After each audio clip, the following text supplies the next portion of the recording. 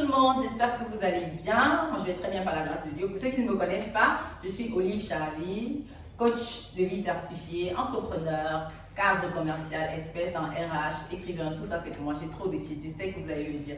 Alors je suis ravie de vous accueillir aujourd'hui dans notre nouveau talk show by Olive Charlie, ou Olive Charlie comme ça vous dit. Alors sur le plateau, j'ai 4 personnes élégantes, 4 personnes franchement magnifiques qui ont décidé de nous accompagner aujourd'hui. À ma droite, je vous présente Nina Sakel, qui est réalisatrice cinématographique pour le titre et tout. Bonjour Nina. Bonjour Olive, comment tu vas? Je vais très bien, merci d'être venue sur ce plateau. Merci de m'avoir invité. Ok, je vous en prie. Alors, à côté de Nina, nous avons Aruna Ndoya, qui est un cadre commercial, il excelle dans son art de toutes les façons. Bonjour Aruna. Bonjour Olive. Merci d'être venu à l'émission. Ravi d'être là. D'accord. Ok, et à ma gauche, je vais vous présenter Serge Priso, qui est entrepreneur. Il fait plein de choses en même temps. Bonjour Serge. Bonjour Olive. Merci d'être venu à l'émission. Je t'en prie. D'accord. Et à côté de Serge, il y a Elfriede Doumbé. Merci Elfriede d'être venue, qui est étudiante d'ailleurs.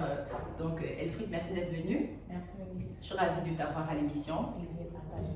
Alors sans plus tarder, on va lancer le sujet d'aujourd'hui, qui est un sujet croustillant. Alors vraiment, il faut bien écouter le sujet, c'est vraiment un sujet magnifique. Êtes-vous pour ou contre la polygamie? Donc à ma droite, ils sont pour, c'est un peu normal avec Aruna qui est musulman, ça le fait en fait. Et à ma gauche, ce sont des personnes qui sont contre, qui n'aimeraient pas vraiment entendre parler. Je vais commencer par donner la parole à Aruna pour comprendre ce qu'il a dit sur le sujet. Aruna, pourquoi es-tu pour la polygamie en fait? Ok, merci Olive. Une fois de plus, merci encore de m'avoir invité à ton émission. Je t'en prie. Le thème est tellement accrocheur. La polygamie pour ou contre? Évidemment, entre guillemets, je suis pour la polygamie.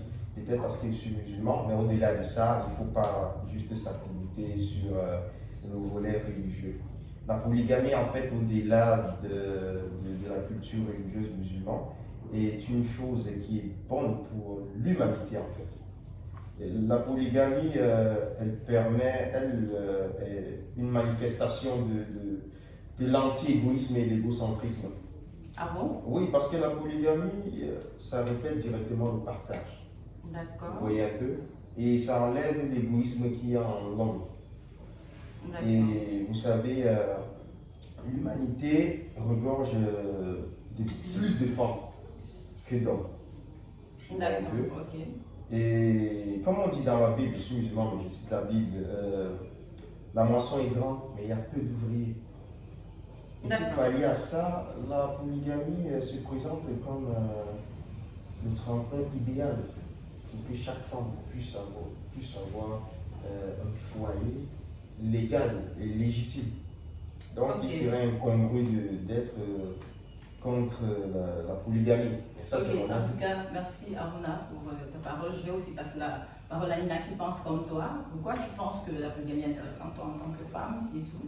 Merci Olive de m'avoir donné la parole. Je t'en prie. Une fois de plus d'être là. Moi, je pense que la polygamie elle est importante parce que quand je parle de mon expérience en tant que femme et tout, selon mon expérience, je constate que la nature de l'homme avec petit h, elle n'est pas monogame, elle est polygame. Parce que peu importe, on va prendre l'exemple sur nous les femmes, on a tendance à tout donner à nos hommes. Tout donner, donne à ton homme ta tête sur un plateau. Il va toujours se retourner, chercher une autre femme. Donc moi, la question que je me suis posée, je me suis dit, bon, si on donne tout, et à la fin on se retrouve en train d'être trompé, ça veut dire que la norme en fait, c'est la polygamie, pas la monogamie. Ah, tu le penses alors? Oui, c'est ce que moi je pense, d'après mon expérience à moi, je pense qu'on devrait accorder à ces hommes-là le choix. Parce que de toutes les façons, on a beau combattre cette, je ne sais pas comment dire, l'adultère, je ne sais pas comment dire. Moi, j'ai plus tendance à croire que... et tout. J'ai plus tendance à croire que tu te sers de l'infidélité des hommes pour leur donner le droit à... En fait, disons que c'est peut-être l'infidélité parce qu'à à chaque moment, il faut se poser des questions, essayer de comprendre. Parce qu'il ne faut pas seulement jouer la victime, sans chercher à comprendre ce problème. Parce que si tu es avec quelqu'un, il faut comprendre la personne avec qui tu es. Pourquoi est-ce qu'il fait certaines choses? Parce que c'est d'abord ça le premier truc. Ok, parce merci. qu'il faut essayer de merci Nina. Donc, Serge Priso, j'aimerais entendre ton avis sur la question. Est-ce que puisque je sais que tu n'es pas d'avis avec les deux autres, donc qu'est-ce que tu peux dire sur le sujet? Une fois de plus, bonjour Olive et bonjour tout le reste et merci de votre invitation. Merci. Bien, je suis contre la polygamie. Je suis contre la polygamie parce que pour moi, une femme devrait avoir un homme. La polygamie peut être bien pour certains et non pour d'autres. Parce que la polygamie, généralement, sur 10, la plupart des foyers polygamiques ont été des foyers malsains, à beaucoup de problèmes, car chacune veut avoir le mari comme sa appartenance à elle-même.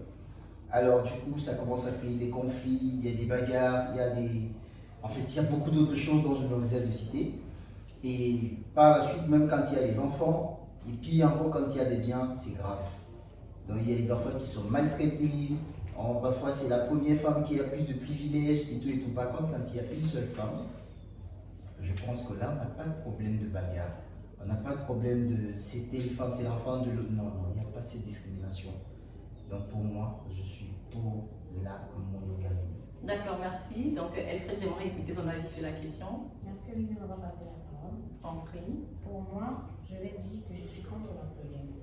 D'accord. Qui dit polygamie va dire forcément deux femmes, deux parties opposées. Aucune femme n'aimerait partager son homme avec quelqu'un d'autre. Aucun enfant n'aimerait partager son parent avec quelqu'un d'autre. Et après, avec une polygamie, on aura les enfants des deux côtés qui vont forcément subir la pression de ce régime matrimonial. Alors, en dehors du fait que les enfants seront mal éduqués, n'auront pas une bonne éducation, ils n'auront pas tout l'amour qu'ils devraient avoir, il y a aussi un problème d'héritage, de femmes qui se battent à tout moment. C'est déjà un grand impact sur l'éducation des enfants. On va dire qu'un enfant qui vit dans un foyer polygamique, il va tout faire pour sortir là, mais après, nous savons qu'à un moment donné, quand il sera grand, il va jeter le coup de dehors. Parce que pour moi, aucun homme n'est fidèle. Mais ce qu'on demande aux hommes, c'est d'être responsables, de respecter leurs partenaires et leurs enfants. D'accord, ok, merci beaucoup. À vous deux, à Aruna et Anina, moi j'ai une question pour vous. Vous qui êtes pour la polygamie, Anina particulièrement, ça ne te dérangerait pas, toi, de partager ton homme avec 3 autres femmes, avec 4 autres femmes? Pourquoi ça ne te dérange pas? J'aimerais comprendre. Et tu puisses tes sources, en fait. Déjà, compte tenu du style de vie, de cette période, avoir un homme du 21e siècle, avoir un homme à toi seul, tu n'as même pas le temps. Je vais prendre, toi, tu voyages tout le temps, tu as ton travail, à toi seul, tu as au moins 5 boulots. Pendant que tu fais les 5 boulots, ton homme est où? Il fait quoi pendant ce temps-là? Donc, moi, je pense que la polygamie est idéale parce que ça permet à la femme de s'épanouir, de s'émouvoir, de construire ses rêves et tout. Parce que les hommes sont tellement, les hommes ne sont pas comme nous les femmes. Nous, quand on aime et quand on fait autre chose, on parvient à faire la part des choses. Eux, qu'ils soient occupés ou pas, ils ont besoin permanent d'avoir quelqu'un entre eux, à côté. Je vais prendre l'exemple des hommes qui voyagent. Quand ils voyagent, quand ils vont dans une ville, il est toujours avec quelqu'un. Par contre, nous, on est capable de voyager, faire 6 mois sans regarder quelque part. Par contre, eux, ils n'ont pas cette capacité-là. Donc moi, je me dis, ça, maintenant même, le style de vie même encourage la polygamie. D'accord, ok. Aruna, moi j'ai aussi une question pour toi. Qu'est-ce que tu penses lorsque un homme a 4 femmes et puis décède, n'a pas eu le temps de laisser son testament? Est-ce que tu penses à ce que tu laisses comme héritage derrière à tes enfants? Qu'est-ce que tu dis de ça? Par rapport à l'héritage que l'homme qui a 4 femmes laisse derrière lui, déjà, rendez-vous compte que même lorsque vous avez une seule femme, il y a des foyers monogamiques où il y a tellement de problèmes, où il y a tellement de discussions entre les enfants d'une même mère. C'est à se demander si la monogamie vraiment est ce qu'on dit d'elle. Un homme qui a 4 femmes et qui est un homme responsable. Parce que peu importe si tu es polygame ou monogame, il faut être responsable. La responsabilité ne relève pas forcément du nombre de femmes que tu as. Il y a des hommes, ils ont une seule femme, mais ils sont des irresponsables. Il y a des hommes, ils ont plusieurs femmes et ils sont des hyper responsables. Ils savent organiser leur vie. Au-delà du fait du régime matrimonial, il faut avoir une vie organisée, il faut structurer sa vie. Moi, par exemple, je prends mon cas, moi, je suis un pur produit de la polygamie. Mon grand-père, il avait 15 femmes. Et mon papa, il en avait 3. Et moi, j'aurais 4 femmes. Impressionnant. Ça, c'est Donc, tu vois, du coup, j'ai eu l'éducation que j'ai. Oui. Et on m'a fait comprendre que la femme, c'est une princesse. Les femmes sont des princesses. Pourquoi prendre seulement une seule comme une princesse? Les femmes sont des princesses. Donc, il faut en avoir plusieurs alors. Oui. Donnons l'opportunité à toutes les femmes d'être des princesses. Donnons l'opportunité à toutes les femmes d'être assez respectées. Parce que dans notre société actuelle, être une dame, être la femme d'eux, c'est aussi important. Ça te classe dans une catégorie de personnes. Et ça contribue à l'idéal qu'on va atteindre dans l'humanité. Parce que quoi? L'idéal serait que chaque femme soit mariée. Mais puisqu'on ne peut pas atteindre l'idéal, il y a ce tremplin de la polygamie qui nous permet de vouloir au moins atteindre cet idéal-là. Mais seulement il y a un hic. La polygamie, c'est bien, je suis pour la polygamie. Mais sincèrement, la polygamie a aussi ses conditions. Il ne faut pas être polygame pour le plaisir, parce que les autres sont polygames. Il faut être polygame. Merci Arnaud, merci. C'est très gentil. Essentiel. Ok, merci. À vous qui êtes contre la polygamie, moi aussi j'ai une question en parallèle pour vous. D'abord déjà pour toi. Toi qui es en tant qu'entrepreneur, tu es super occupé, comment tu fais pour être fidèle à ta femme? Est-ce qu'à côté tu as d'autres femmes qui t'aident à la garder? Je veux comprendre. Et qu'est-ce que tu penses du nombre de femmes croissantes qu'il y a dans le monde? On dit qu'il faut au moins qu'un homme ait 2 ou 3 femmes pour pouvoir faire le monde, pour que le monde soit plein. Qu'est-ce que tu dis de ça en fait?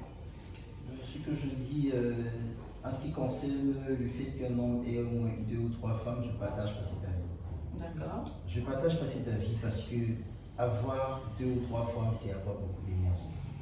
D'accord. En tant qu'entrepreneur, je consacre déjà beaucoup d'énergie aux affaires.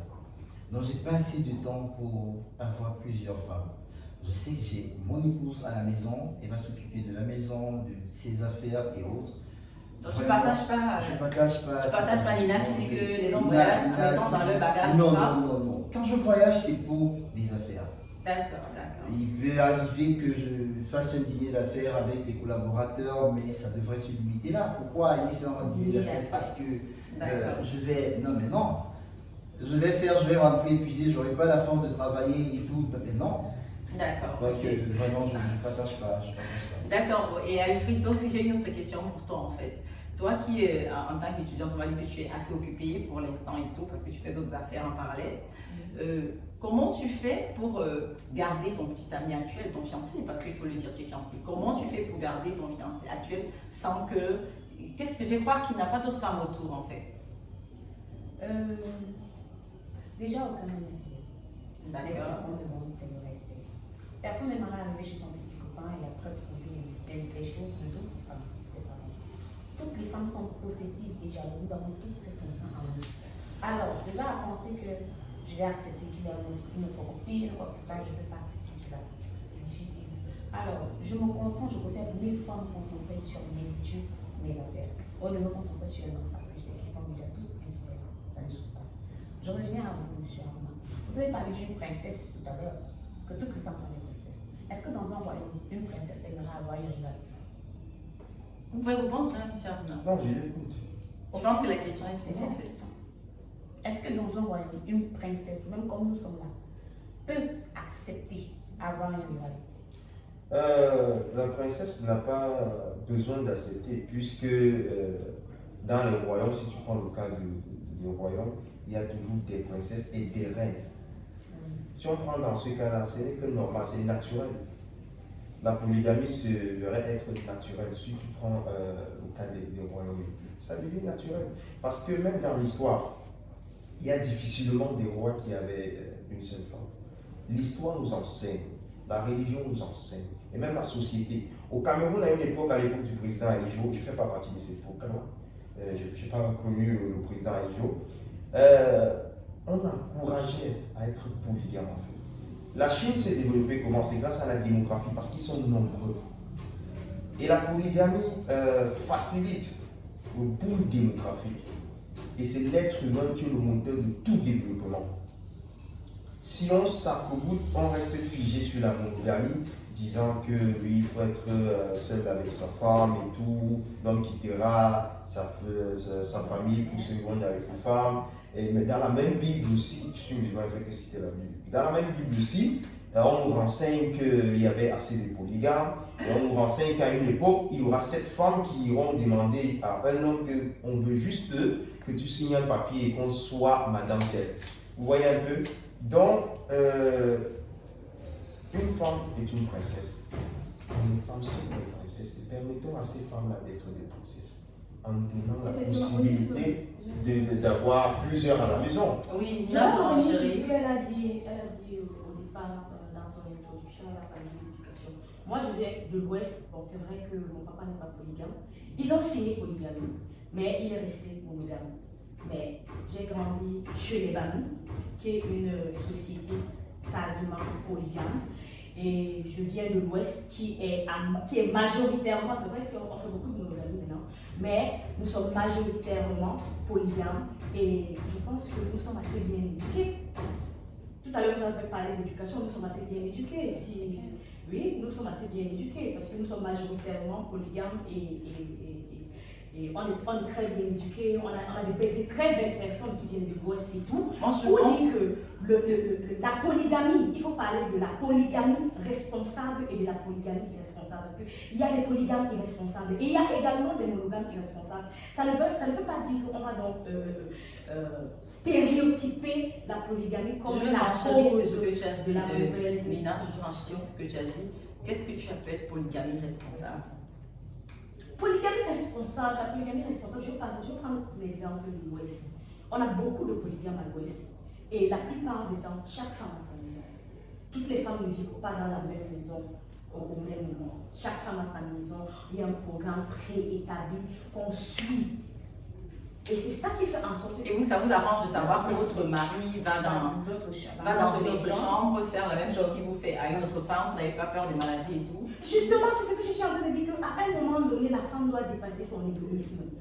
La femme doit dépasser son égoïsme. Pourquoi? Parce qu'on a beau, même les Européens, les Américains qui pratiquent la monogamie, parce qu'ils pratiquent vraiment la monogamie. Parce qu'ici, quelqu'un va te dire qu'il est monogame, il a 5 petits péons. Il a 4 deuxième bureau. Il a 4 deuxième bureau. Or, chez eux, majoritairement, c'est la réalité. Il est monogame, il a 4 deuxième bureau, il a 5 petits. Moi, je ne suis pas du même avis. Même en Amérique ou en Europe, quand il dit qu'il est monogame, majoritairement, il est vraiment avec une seule femme. Mais à la fin, il se retrouve toujours en train de tromper. Bon, moi, je me dis, quelque part, il faut véritablement, s'il faut aller dans un cadre, s'il faut aller... Nous, les femmes, Non, on non, se non. poser la question. Mina, est-ce que je vais laisser prise au parler? Sinon, Je vais revenir sur l'un de tes propos où tu nous as fait comprendre que vous êtes, vous, à l'Ouest, vous avez tendance à être quasi polygame. Mais aujourd'hui, majoritairement polygame, autant pour moi, mais aujourd'hui, vous êtes en train de beaucoup plus signer la monogamie. Parce qu'on copie les Européens. Non, pas parce que vous copiez les Les Européens. Africains sont C'est uniquement parce que vous vous êtes rendu compte que pour la plupart des cas, les foyers polygamiques ont beaucoup de problèmes au niveau d'héritage et même du suivi. Mais les foyers Non, je le dis de manière très justifiée parce que, et je vais revenir sur un propos de M. Aruna tout à l'heure, où il était en train de dire, la Bible dit, chez nous les chrétiens, généralement, les prophètes, on ne parle pas d'un prophète, de beaucoup de prophètes qui avaient beaucoup de femmes. On parle d'un prophète avec une seule femme. Alors, s'il faut aller même au niveau de la Genèse, on n'a jamais dit qu'Adam avait 2 femmes, 3 femmes, 4 femmes, ou 5 femmes. Je pense que vos propos sont juste pour essayer d'argumenter votre thèse en fait, et vos choix. Vous comprenez, je reste et je maintiens le fait que la monogamie, peu importe ce qui se passe, a assez de chances qu'il y ait moins de disputes en ce qui concerne l'éducation des enfants et leur avenir. Parce que Je pense pas. même si vous allez Si dire, t'es parce qu'il a dit, célibataire, monsieur Arnaud a dit tout à l'heure, monsieur Arnaud a dit tout à l'heure qu'il y a des familles, il y a des familles monogames, dont il y a des enfants qui passent leur temps à discuter. Ça, dans chaque sac, il y a toujours une mauvaise graine. Vous comprenez? Mais dans la majeure partie des cas, c'est moins justifié par rapport au foyer polygamique. Parce que dans les foyers polygamiques, on a beaucoup tendance soit à des meurtres, soit des enfants qui n'ont pas reçu le privilège de la bonne éducation. On voit les enfants de la deuxième femme, de la troisième, sont ceux qui font le ménage, les autres sont privilégiés. Ça, vous n'allez pas nous dire le contraire. Que vous soyez dans le cadre où ce soit responsable ou irresponsable, il y aura toujours ces choses-là. Monsieur Brizo, je veux un peu te répondre. Ce que vous devez savoir, c'est que la polygamie, en fait, c'est pas un panacée, mais c'est un remède pour beaucoup de monde dans la société. La polygamie, c'est une chose qui aide à diminuer la prostitution. Est-ce que vous pensez que c'est tout le monde qui peut se marier? Laissez-moi continuer. La polygamie facilite la démographie et la polygamie diminue la prostitution. D'après vous? C'est une réalité. C'est une réalité, ça en fait, c'est une réalité. Pourquoi? Je m'explique. Lorsqu'une femme est mariée, elle est appelée à être fidèle à son mari. Il y en a d'autres qui sont même pas. Elle Dans a votre fait- cas, il y a d'autres qui sont pas satisfaits. Ils diront dehors. Nous parlons d'un cadre général. Nous ne faisons pas des exceptions. Nos débats portent sur un cadre global général, ce qui est normal en fait. Nous ne faisons pas le débat sur ce qui n'est pas normal. Nous faisons le débat sur ce qui est normal. Dans les normes des choses, la femme qui est mariée, si jamais elle était prostituée, ça fait une prostitution à moi. Oui. Elle était célibataire, ça fait un célibataire à moi. Or, si on s'arrête à se prendre juste une seule femme, ces seules, elles sont 10 à la maison. Les autres, elles ne vont pas se marier, elles ne doivent pas se marier. Elles doivent être des célibataires pour toujours. Non! Ça, c'est être égoïste en fait. Et revenons sur la monogamie. Lorsqu'on est monogame, on se rend compte qu'ici, au Cameroun, d'après les statistiques, ceux qui divorcent plus sont des foyers monogamiques. C'est curieux et bizarre, on ne comprend pas. Comment se fait-il que, d'après les statistiques, d'après un sondage fait par le ministère des Affaires sociales, comment se fait-il que le nombre de divorces est élevé dans les foyers monogamiques? Je pense Que les foyers- qu'il y a plus de foyers monogamiques que de foyers polygamiques. C'est clair, ça se justifie. En faisant les statistiques, on a tenu compte du nombre. On a pris Je ces dis, ratios. ça se justifie, aussi simplement. Non, Et au Cameroun, s'il te plaît, au Cameroun, il n'y a pas plus de foyers monogamiques que de foyers polygamiques. Non, détrompez-vous. ne confondez pas à la signature, ne confondez pas à la signature et... Non, écoutez, il y a même dit tout à l'heure, elle a dit tout à l'heure que son papa était, que son papa était... Non, Et elle-même, elle a dit que son papa était assigné à une polygamie, mais il est resté monogame. Attendez, mais justement, d'autres font polygamie parce qu'ils font sous réserve de si elles meurent. Non, pas forcément. Chez vous, les gens,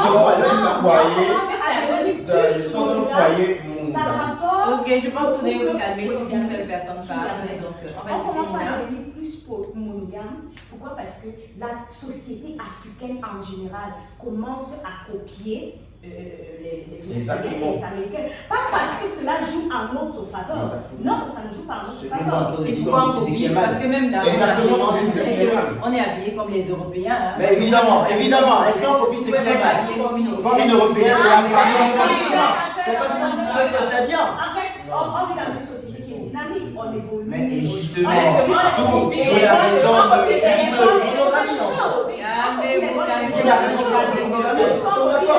J'ai besoin du calme sur le plateau. Je vais écouter Elfred qui a moins parlé que tout le monde.